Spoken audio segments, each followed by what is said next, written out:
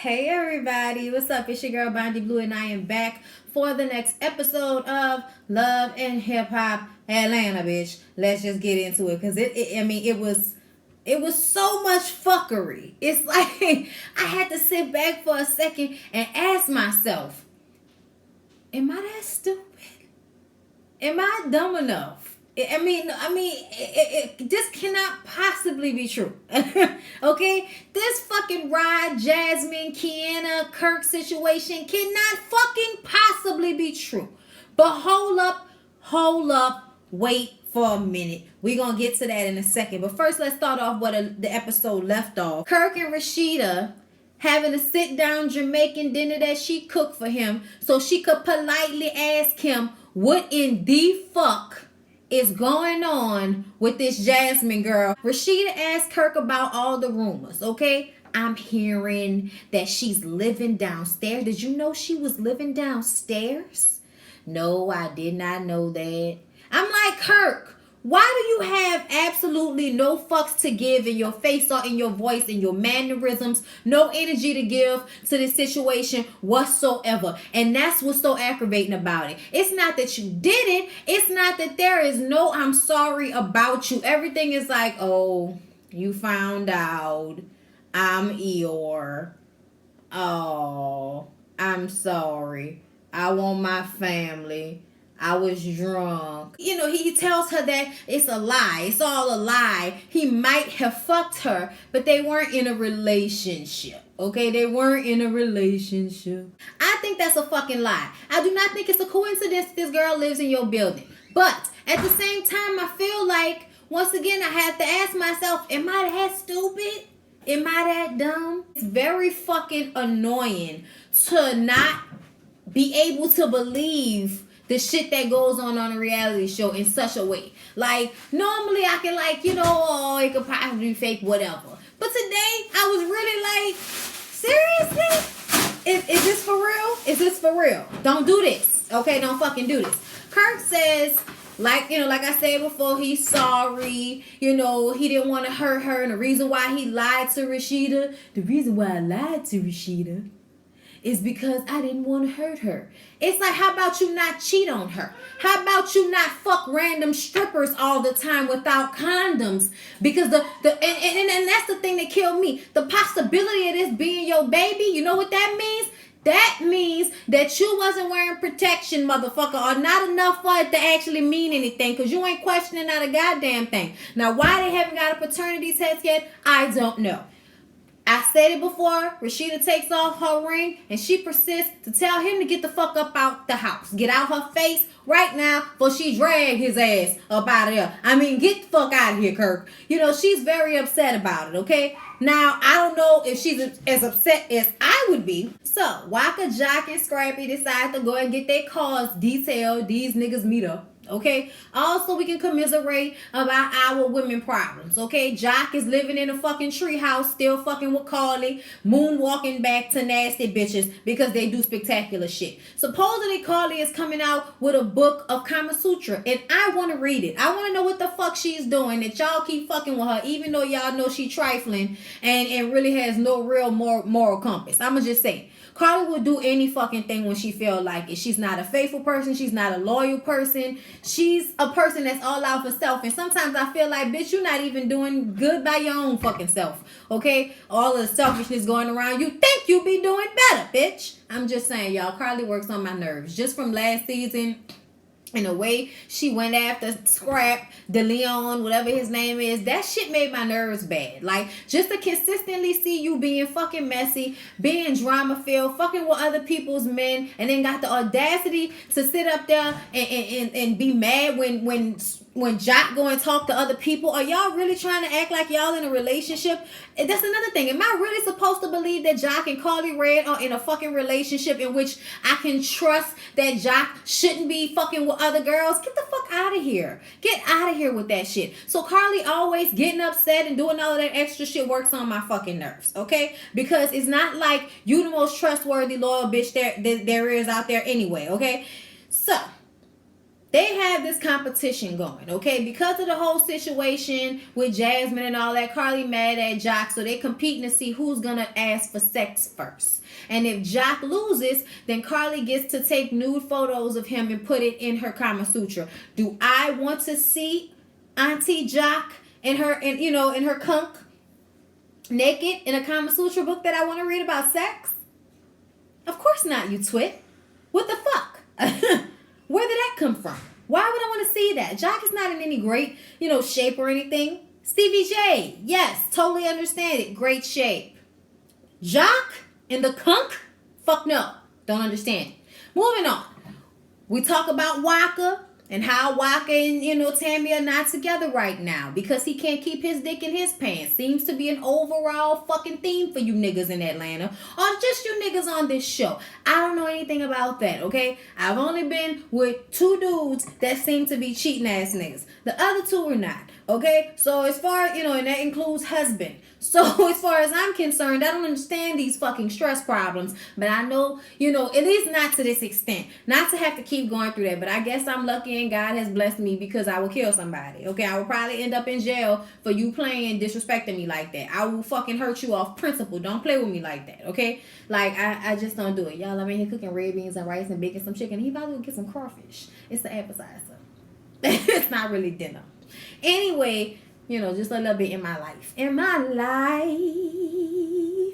So Waka is saying that he's going to get his wife back. That is his main thing. He wants to get back with Tammy. He misses Tammy. He misses Tammy's daughter, Charlie, that he's been raising as his own. He missed the dog and everything, okay? Now, here's my thing. Do I believe that Waka loves Tammy? Absolutely. Do I think that Waka can control his wayward dick while he's on tour? No. I don't. And sometimes I feel like these women take a hit, when it comes to stuff like that, because, and not in a way like, oh, you knew, because I feel like, yeah, you can say that, but sometimes when you really, really love somebody and you know that they out there and they gone for a long time and you know that they probably gonna do it, most women will shut the fuck up and probably deal with that shit as long as it's not like being done disrespectfully. I don't want to hear about no bitch. I don't want to see no bitch. No bitch better not call my phone. And most dudes can do that. Like, they can find bitches that know their place and threaten them or pay them enough to where they stay in their place. But for all you other niggas that fuck with these bum ass bitches that have nothing to lose and all they want to do is put your fucking business out there on the internet, I'm gonna need for y'all to stop that shit. Really. Like, if you're gonna cheat, can we at least cheat with some high-grade pussy? Matter of fact, I would rather y'all just pay escorts. At least you know they not going to say nothing. That's their job. Okay? That's the code. But I can't stand them standing up there feeling sorry for themselves when they can't do the simple thing of not fucking around on their old lady to the extent of so much pain. Check your bitches. If you can't check your bitches, keep your dick in your pants. It's real fucking simple. So Tammy is trying to upgrade her motherfucking life. Okay? She tired of going to jail every year. She tired of having friends that go to jail every year. Okay? So her and Tammy are hanging out. They both have daughters the same age. And Tammy says that Tammy is a really good mother. And they've gotten closer since their daughters, have been hanging out together.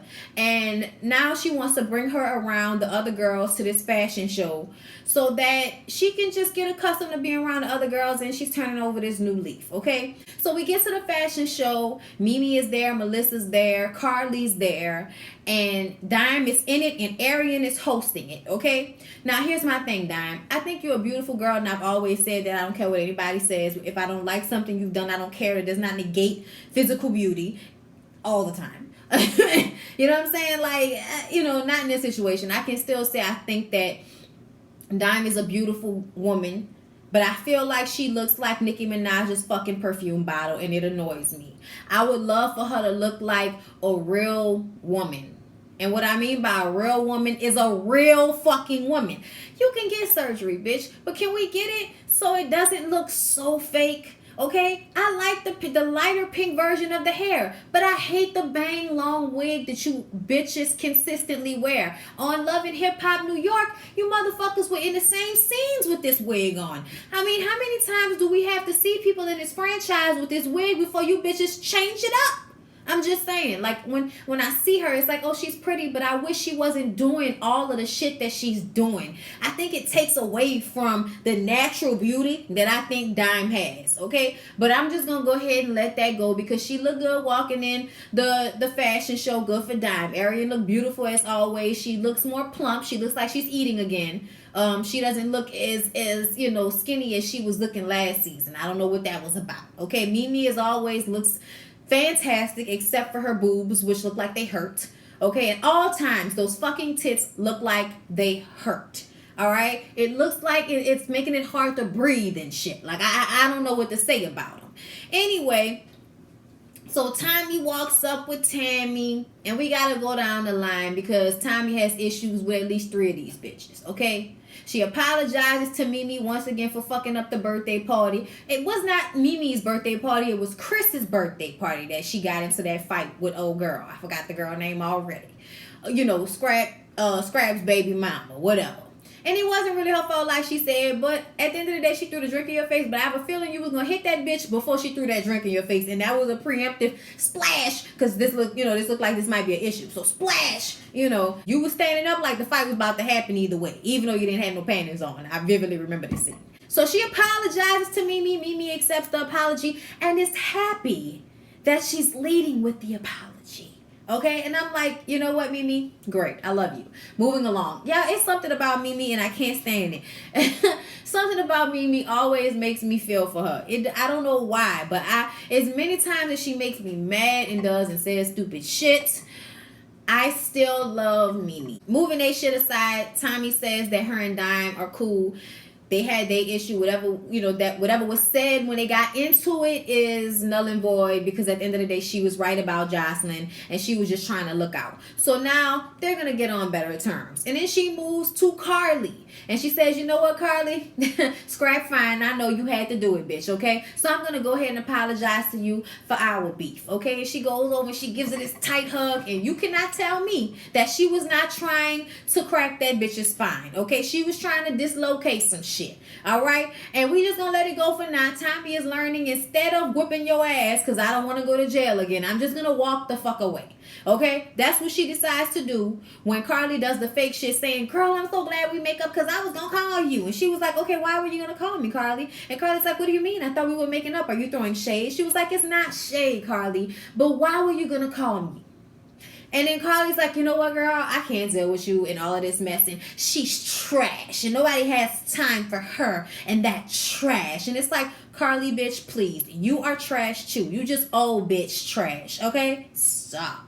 Just stop. So when she walks away, Carly takes this time to tell the ladies about what's going on with Kirk, Jasmine, and in that whole situation, okay? And she starts to go into it and give them details. And I was so happy that Tammy said, bitch, hold up. Did you even talk to Rasheeda about any of this first? She was like, I did talk to Rasheeda. And Mimi's co-signing on some things only because Mimi knows Rod. But Tammy says that she's not comfortable having this conversation in this group in this setting. And I was like, thank you. Who the fuck tells somebody business like that to a group of bitches in a club? You's a messy ass bitch. Okay, Carly? And now that lets me know how good of an actress you are with your crying on cue ass. Okay? You ain't fucking Rasheeda. Because from what we understand, Rasheeda knew about this situation already. Okay? I don't even know if there was any real pain. Okay? But I'm going to go ahead and say Rasheeda reliving moments. Okay? But you, Carly, you on some fake shit, bitch. Because good and goddamn well, you shouldn't have went back and told that to them. Especially in no damn club. That was not right. Okay? But Tammy said she gonna leave, so the group dispersed, and that's that. Jasmine is so happy that her relationship with Rod is working out, okay? She knows that it put a strain on their relationship when she got pregnant for Kirk, okay? But now that they are back together and he is out of jail, their even more complicated relationship is on good terms between him, her, and the other stripper bitch that looked like Jasmine mama, Kiana. Yeah, Kiana, you look like you old enough to have had Jasmine. I'm going to just go ahead and say that. Apparently, the story is that Kiana was dating Rod first, okay? Rod was tired of lying and going between the two of them, so he was honest and suggested that they all move in together.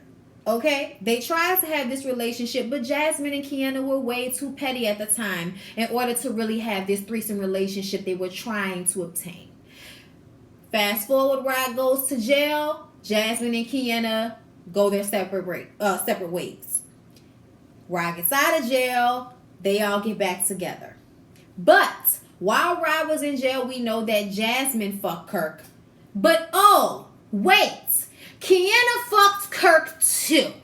What in the absolute fuck is going on in Atlanta? What the fuck is going on Love and Hip Hop? Mona, are you fucking kidding me right now? Do I look like a fucking French fry? Do I look like an inanimate object? How the fuck am I supposed to believe that these two bitches, both strippers, both fucking with Rod, both fucking with Kirk? Are you kidding me? Am I really supposed to believe this? Okay? Like, y'all, are we serious with this shit? So this means that Kirk is going around fucking numerous strippers. So where are the other strippers at? Other strippers? Speak up, other strippers. If this is a real fucking storyline, where are the other strippers? It can't just be these two strippers that look like mother and daughter that continue to share men. Okay? I cannot fucking believe this storyline for a second. Rod wants to know if Kiana is done fucking with Kirk. She lazily says that she's done fucking with Kirk, okay? Now, Rod mentions that he has an issue with Mimi. Mimi's been trying to get in touch with him, and he thought that they ended on, speakable, cordial terms, okay? But she's going around town telling everybody that he's a fucking scam artist. So they're gonna have to meet up so they can discuss that shit. And I'm just like, for what? Here we go. So Stevie is at home cleaning up his place after his teenage daughter, who is apparently like trifling teenagers can be, and leave shit all over the place, especially when a nigga ain't been in their life fathering them the way he should have, because then she would be scared and know better than to leave shit all over the place like that. But Stevie's not that type of dad. Mimi gets there and he tells her that he still has to go to court to have the paternity test with Jocelyn. She's like, I can't believe you haven't had the paternity test yet. What are you waiting for? But you know what? You need to tell your friend Kirk that he needs to get a paternity test, because there's a girl going around town saying that she had a baby for Kirk Frost, that she's living in an apartment below them. And guess who the girl is? Rod's girlfriend. What? Stevie's so funny. Stevie was just like, what? Nuh-uh. I guess they ain't the perfect family. Nah, I was just like, oh, look at that shade. Look at that Kirk Rasheeda fake fucking perfect family shade. I love that. Thank you. I appreciate that, Stevie. And then talking about how Scambo Rod, word, and they just going back and forth about the situation, and they get into the Jocelyn thing. And the main thing, and I forgot about this because I was like, damn, why is Mimi going so hard on Jocelyn and kind of being cold-blooded about this Bonnie Bella? This Bonnie Bella is going to be linked to my daughter. And you know what? These men, they go out there and they spread their seed and they don't think about how it affects the children that they already have. And I'm like, yes, bitch. Okay? Please speak the truth. Because that's exactly what the fuck is going on. You'll never know. Your kids will end up fucking one another because you niggas can't learn to stop randomly fucking bitches and impregnating them and then just moving on with your life like it doesn't fucking matter. Okay? What is wrong with you niggas? I can't take it. Okay? I cannot take it. And another thing, I forgot what I was saying. I forgot about was that Jocelyn's ass. Yeah. Do y'all remember on the blogs when she kept putting it out there that Stevie was molesting Eva? Something that could possibly get Eva taken away from Mimi, talking about Mimi knows about it and all of that type of shit. That is some vindictive, fucked up ass shit. And if I was Mimi, short of beating the actual piss out of pregnant Jocelyn, okay, no, you don't fight pregnant bitches. But something tells me she would have been strong enough to protect herself and her unborn seed, okay? But my problem with Jocelyn is you don't give a fuck about nobody else when you get mad. And that is so fucked up. And I remember thinking that to myself. They ain't never gonna be able to go back from that. They act like they cool and shit, but I don't think they will ever be back in a relationship the way they were with her putting that rumor out there that he molested his own fucking child. That is ridiculous. It doesn't matter whether people were gonna believe it or not. It's still really fucked up to say and even put out there about somebody publicly. Like, seriously? And Mimi is like, I'm gonna tell you why I don't believe her. Because why? Why would you be trying so hard to give your baby the name of a man that would do something that perverted? No, it's bullshit. And I'm like, yes, it is bullshit, Mimi. Like, I couldn't believe that shit. So Jocelyn and Melissa. Y'all know last time we saw Jocelyn and Melissa, because that's the only person that will tape with her on this fucking show, okay? She was telling her she stole some of Stevie's underwear, his dirty fucking underwear, okay? They decided they was going to hop in the car incognito and take said dirty underwear down to a DNA testing site. So they take it down there, and it's inside of a Ziploc bag because these niggas watch television and don't actually know protocol. Real protocol is that you will probably have it in a paper bag. From what I can guess, because paper bags breathe and plastic bags don't. Putting it in plastic bag destroys the DNA, so it will come up inconclusive if she were to use it. But because she's trying to use it, Jocelyn trying to use this DNA information for court as well as her personal, shove it in your face, you're my baby daddy, okay? She come to find out that she can't use it because legally they would say it was tampered with. Duh. So this was for naught, okay? Melissa got on her incognito shit for absolutely fucking nothing. And this was just like a scene to throw in there to keep us knowing that Jocelyn is on the show. Because, like, what the fuck was this? Really? You couldn't research this? You couldn't get on the internet and find out what you had to do when you bring in the DNA sample to a DNA testing place? They don't have that on a website somewhere? Just like they tell you what you need to bring when you go to the DMV? Girl, bye. Anyway, Waka decides that he gonna pop his ass up at Tammy's house while she waiting for her daughter to come home. And she like, what you doing here, nigga? Bye. No, I don't know what you bring your luggage in here for. You do not stay here no more. Thank you. Leave that right there. Take your shoes off. All right, what do you want, nigga? What? I mean, I was trying to come and see my family. I was trying to come and see you. I miss you. I miss the dog. I miss Charlie. I miss our life. Nigga, that's cool that you miss your life. But you wasn't missing your life and you wasn't even worrying about your motherfucking life when you was out here running around with all these bitches. All these bitches rolling up on me on Instagram in the DMs telling me about all the shit they doing with my man. Taking motherfucking pictures of your ass sleep. Okay? That ain't what she said, but that's what she wanted to say. Okay? And he tells her that he really misses her and he wants to get back with her and he's gonna do whatever he gotta do to get back with her. And she's like, look, I don't want to hear that shit, okay? I don't want to hear that shit. You'll be all right. Get the fuck up out my face, okay? You can wait in the car for Charlie. I'm gonna sit in my living room and you can take this dog pillow with you since you want to be a dog ass nigga. Goodbye. Okay, goodbye. Dime and Tammy meet up because they want to, get to know one another since they let Jasmine cause this feud in between them. Really, it was Tammy that caused the feud because I felt like, just like Dime said, I was coming to you to give you the heads up about Jasmine. And then, you was just giving me so much attitude. And I didn't know why you was giving me all this attitude. And Tammy was like, yeah, I've heard that about myself. I know, girl.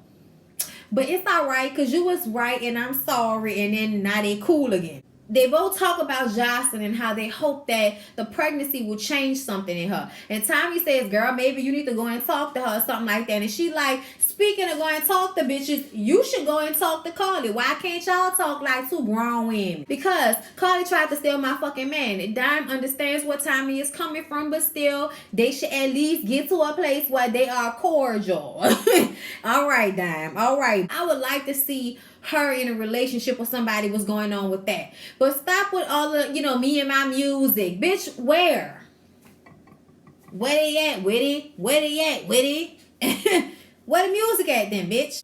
Cardi B came out after you and still dropped 2 mixtapes in the time that you ain't came out with Nathan. So I'm tired of hearing this. I want to do music from all you stripper bitches that don't know what to do now that y'all know y'all getting too old to do that shit, bitch. Go to school, okay? Get your little fucking managerial degree so you can go be somebody's office manager and make your little 60 to 80K a year and enjoy your life and benefits, bitch. Get it together. Diamond and Tommy decide that they should go on a double date. Okay, and because Tommy got something for that ass, when they get to the double date, Tommy decides to bring fucking Jock and his perm so she can get back at Carly Red.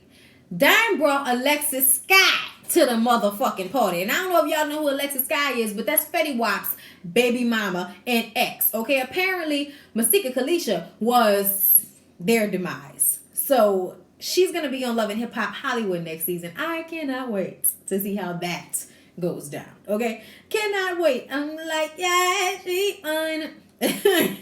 Okay, Melissa does the nice thing and closes down her bar, because y'all know that bitch gets her money. She got her bar. Okay, nice little bar. Mimi's there and she decides to do this meetup with Rod there.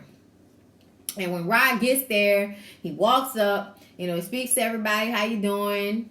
Apparently Melissa thought this nigga would be taller, and I'm like, no, most of the time most savage niggas tend to be short. So Rod wants to know where all this animosity is coming from, because he thought they left each other on shaky but, you know, cordial terms. She was like, really?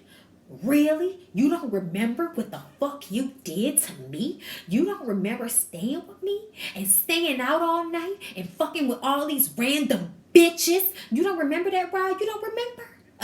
Okay, Mimi apparently still feels some type of way about how she was treated while they were in their relationship. He says that Mimi has life fucked up. And I'm like, sometimes I feel like she do have life fucked up. Sometimes I do.